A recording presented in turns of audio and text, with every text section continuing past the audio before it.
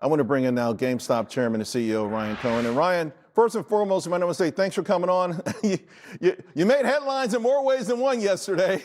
So I tell you what, let's just begin with the announcement. The announcement, your intention to purchase eBay, $125 a share, $56 billion. We know the deal's half cash and half stock. The stock part is pretty simple to understand, right? The higher the price goes, the fewer shares you have to put out there. But the information put out a piece that actually applauded your chutzpah. And they said, though, that the deal was doomed because the cash isn't properly financed. Now, I understand if there are elements of the cash part, including potential outside investors, you may not want to mention, but can you give us more details, as comfortable as you are with the details on the cash part of this? Yeah, we have, well, good to see you, by the way, Charles. You too. It's a pleasure. We have a $20 billion highly committed letter from TD that we, as well as the bank, feels very confident they can place. And we've got $9 billion of cash on our balance sheet. And in simplistic terms, the structure of the deal is very simple. So it's $125 a share. 50% is paid out in cash, which is $28 billion. And the other 50% is equity that's being rolled into eBay and GameStop. So people don't understand how it's possible to do a transaction like this. So in easy terms, say business A is eBay. It's making $40,000. Just use round numbers for argument's sake. And business B is GameStop. If this was a stock for stock deal, we were combining both businesses, GME shareholders would own 80%, GME shareholders would own 20%, eBay would own 80%. But what we're proposing is immediate liquidity to eBay shareholders. So instead of them owning 80%, they'd be owning 60%. So they're owning 60% of 50,000 in earnings, and GameStop shareholders are owning 40% of 50,000 in earnings.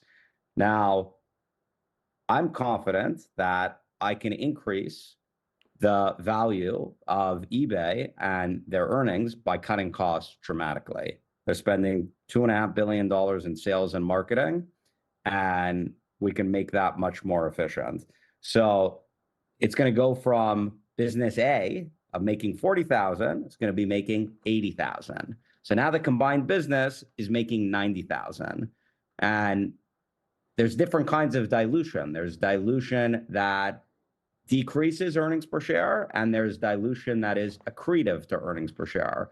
This is a transaction that I believe is accretive to both eBay shareholders and GameStop shareholders, because we're going to increase earnings per share significantly by making the business more efficient. And GameStop is going to continue to be more profitable too. So the combined business can be making more than $90,000. And when you look at eBay's business as an example, you look at their operating expenses of $5.5 billion, over $5.6 billion on an $11 billion business. It's a business that can be run much more efficiently. There's no inventory. It's an asset-light business. It can be run much more efficiently. Yeah. With an owner's mentality. And that's putting aside any kind of growth. That's just from treating it like a family business and operating more efficiently. Yeah, to that point, the question's been asked, why would eBay shareholders want a deal like this? And I think about the current management situation. They paid themselves over the last 2 years, gobs, millions and millions of dollars. They never buy back their own stock. They've done nothing really innovative at all with respect to that. And here, I think really for me, my opinion is, you're the linchpin. You're the key to this, right? And it's not unlike the New York Giants saying, "Hey, we're going to trade for a better quarterback."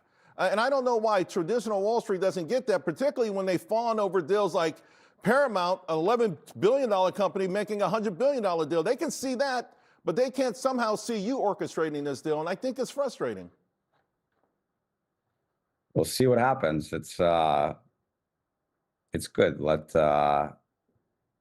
there always needs to be a healthy dose of skepticism. Yeah, yeah. Speaking of which, this morning, Vlad was on CNBC, and they tried to get him to talk badly about these investors, folks who are on social media who support you, people who own your stock. I mean, what do you say to these people, folks who are just right now watching this interview that have put their hard-earned money behind Ryan Cohen saying he's going to make this work, despite what the fact that the establishment media, the financial media says about you and this deal? I mean, the way you opened up the show is exactly what the situation is. I mean, there's a lot of experts. They've never run a business. If you look at GameStop and where it is today and where the experts predicted GameStop was going to be, it's doing a little bit different. And I'd rather not say, just look at our financial results, right, and we can play all the old clips of, from all the experts and the Wall Street, the Wall Street analysts that were bearish on the company. And frankly, by the way, the company should have been bankrupt many times over. It is a very, very tough business, but it's making healthy profits now. So they weren't wrong. If the old management would have continued running the company, then we wouldn't be having this conversation now. At least it wouldn't be about GameStop right, if they would have continued running the show. right. There's no doubt about that. Let me, again, picking up on that though, because you have been pretty tough, and you wrote this great piece called "The Hollow Men." Before we get into that though, Semaphore put out a piece. They said about Ryan Cohen, the billionaire didn't help his case Monday when he squandered what goodwill he had with the street in a disastrous CNBC interview, playing to his base rather than the investors he now needs. By showing contempt for legacy financial press and big institutional investors, those investors are crucial if he is serious about taking over eBay. Your thoughts?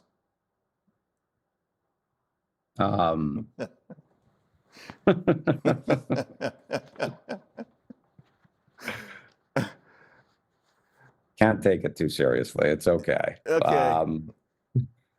Let me pick up though on the hollow man post, because you did suggest American capitalism is rotting from the head down. Let's talk about that, because I tend to agree with you. This period that we're in, we have people who are doing amazing things, and folks who have no concept or understanding of what they're doing or their vision get to beat them up all day and night. But what are the consequences if we just, if we don't find a way to sort of re-embrace entrepreneurship and risk-taking the way you and others have? A good example is this situation. You look at our board fees. Nobody really talks about this. Our board fees are zero, and the majority of our board has invested their own personal capital into this company, and in many cases, a substantial amount of their personal capital. And you look at most boards in America, and you look at eBay's board as a good example. Their board fees are like $4 million a year. I think their average director is getting paid $350,000 a year, 6 times the GDP of America to show up at a few board meetings. There's a problem with that in terms of like the system. It just should not be like that. And if you look at insider buying at the company over the past 5 years, it's like our board fees. It's zero insider buying. Right. If you look at insider selling, it's hundreds of millions of dollars. So the system, there's a deep problem with the system that exists, but that's corporate America. Well, Ryan, I want to say thank you for coming on. I'm wishing you luck. I'm still a shareholder, and I still have faith. So thank you very much, and hopefully you'll come back soon. We can pick up on this conversation. It's great to see you, Charles. You too. Thanks a lot.